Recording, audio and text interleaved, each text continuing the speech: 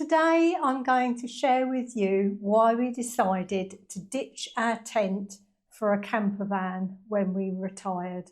We made a decision that completely transformed the way that we travel, but it wasn't as simple as we thought it would be. We both loved tent camping on a motorcycle. There is something refreshing about taking as little as possible with you and minimalist gear choices. It really distills life down to the basics and makes you realise how little of what we have and own is actually needed. However, that feeling of freedom that motorcycle camping gives you is illusory. With motorbike camping, we were pretty much limited to staying in a campsite. My riding skills didn't extend to off-road. Stu would have been fine with the off-road riding, but he has never felt comfortable with not being on a campsite. So for differing reasons, we were always trapped by needing to pitch up for the night at a campsite. Like I said, the freedom was illusory. We always planned to get a campervan when we both retired. Campervans are very expensive items, even if you try and get a cheap one, as we did. It's a significant sum of money and not an investment to be entered into lightly. This was one of the reasons that we chose a VW as our first van. We wanted something that we hoped would hold its value when the time came for us to sell. We didn't know for sure how we would take to it, and we didn't want to be left needing to sell at a big loss. So why did we want to switch to a campervan? Undoubtedly, one major reason was comfort. We are both over 60 and a little bit more creaky and less flexible than we used to be. In a tent, you spend a lot of time on your hands and knees, crawling around or bent over, getting stuff in and out. And whilst this isn't currently a problem for us physically, whilst we were working, we weren't going away that regularly or for more than a fortnight at a time. However, if you change this up in retirement to a month-long holiday done a few times a year, as well as regular shorter trips away, the situation could soon be quite different. And I have to say, getting dressed in the morning and being able to stand up to get dressed in the campervan was a complete revelation. Wow. The need for small and lightweight gear on a motorbike meant that what we saved in weight and pack size, we lost in comfort. It is always a trade-off. Anyone that tells you their microlight camping mat is as comfy as a mattress topper is lying. I won't speak for Stu, but having a comfy and roomy bed that I wasn't sliding off during the night and that didn't make rude noises when I turned over was a game changer for me. Staying with the theme of bedding, it was just so lovely to be able to sleep with proper pillows and a duvet in our VW. Tent camping meant bringing a sleeping bag and a blow-up pillow, which I wrapped in a fleece to improve comfort. It worked, but it was always nice to get back home to regular bedding. With a campervan, we could have a comfortable night's sleep with our regular bedding and be ready for the coming day. No more waking up with a crick neck because you have slid off the pillow. I thought at this point it might be useful just to do a side-by-side comparison of the bedding that we take away in a tent with the bedding that we take away in the campervan. So here you can see we have the bedding that we take away in the campervan. That is the 2 white bags. In one bag there are 2 full-sized pillows and in the other bag is a double duvet. Behind are 2 Duvelet single mattress toppers. Moving over, here is what we take away when we're camping in a tent. My stuff is the smaller of the 2, so I've got quite a small sleeping bag, a very small camping mat and a tiny blow-up pillow. Stu has got the slightly bigger camping bag at the back, and he's got a bigger sleeping mat, which is the orange packet, and the red dry bag contains what he uses for a pillow. So that's a blow-up pillow and I think some sort of soft pillow on top. So as you can see, comparing the sizes of the two, there's a significant difference. Yes, we could take tent camping stuff with us for the camper van, but as I said, we're both over 60 now and trying to go for a little bit more in the way of comfort. We can certainly reduce the pack size of the camper van bedding. Where we've got these two white bags, we could certainly put them in vacuum packs, as we do have a tiny little stick hoover which could be used to empty the air out. So we can certainly go smaller on the camper van bedding. However, we don't want to relinquish the two Duvet single mattress toppers, as those are real game changers in terms of comfort. The quiet is another reason in favour of a camper van. Canvas walls may as well not be there when it comes to noise. Anyone in a tent who is snoring and camped anywhere on the campsite will be heard by you in your tent as you are desperately trying to go to sleep. Earplugs are an absolute essential. Now, this is not really a problem when you camp with a motorbike, as you ride wearing earplugs anyway, so we always had a couple of spare sets handy. But the noise goes both ways, so you also need to be considerate of others and mindful of what others could be hearing coming from your tent. The weather is another reason in favour of a camper van. Rain, especially if it's heavy or prolonged, has the capacity to have a disproportionately negative effect on a tent camping holiday, especially if you are on a site without indoor communal amenities. Being stuck inside a small tent and needing to make a mug of tea or to cook on a small stove outside when it's raining and you're under a tarp that looks like it's about to blow away, and let's face it, does little to provide shelter from horizontal rain, is not pleasant. The awning area invariably gets covered in mud despite your best efforts at keeping it clean and tidy. It's frequently cold, and let's face it, it can be pretty grim, especially if the bad weather lasts for several days. With a camper van, that's not a problem. You are warm and cosy inside with your own facilities. Yes, it may start to feel a little restrictive, but not when compared to a tent. Compared to a tent, it's an absolute palace.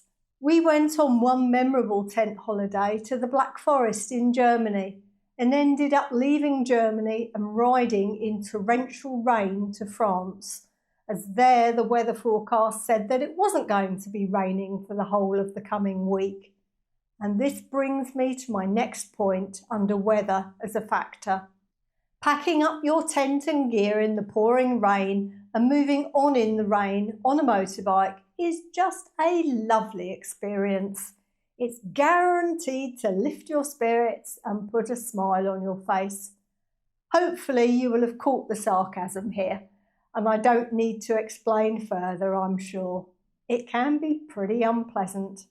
Tents are also so much more susceptible to weather damage than camper vans. On one holiday, we had 2 tent poles out of 3 break, and of course, one pole went straight through the tent.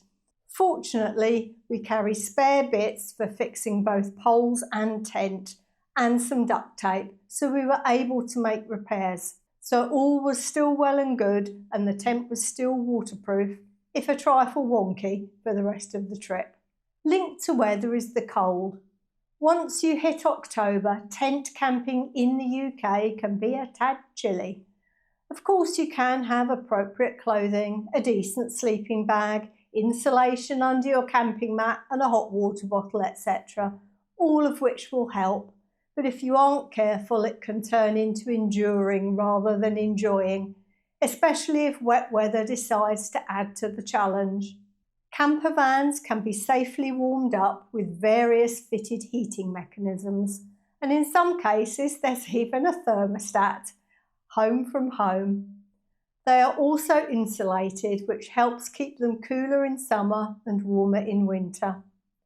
This means that your trips and travels can be done all year round, not just in the warmer months. and this goes some way towards helping us to justify the enormous cost of a campervan. The time of year and the weather is no barrier to getting out and about in it. Another thing to talk about is freedom, and linked to that, safety. In a campervan, we no longer have to stay at a campsite. The unfortunately shrinking world of park-ups is now available to us, and this is supported by various apps and Google Maps, which helps us to find them. In the UK, it is not yet illegal to park up and sleep in your vehicle, providing you have parked legally, sensibly and appropriately.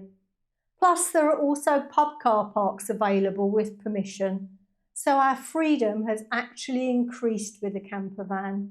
From a safety and security perspective, you can always make a quick getaway if needs be in a van, especially if you just have the internal blinds deployed and you can access the cab area without needing to go outside. And this is an important consideration for us. With a tent, you are vulnerable to whatever comes your way, and a quick getaway is never going to be an option. Speed of packing up is another consideration. With a campervan, setting up and packing down is so much quicker and easier than with a tent, even in a VW with a pop top. Stu and I enjoy touring holidays and we like moving on regularly. A van makes this so much easier and quicker. We no longer feel the need to stay one more night at a location just to make the faff of erecting and taking down the tent seem worthwhile. With a tent, cooking has to be done outside, regardless of what the weather is throwing at you. In a campervan, you have the choice. With a tent, there is no fridge, so in the summer, shopping is a daily occurrence, as food and dairy just won't keep if you're in a warm climate.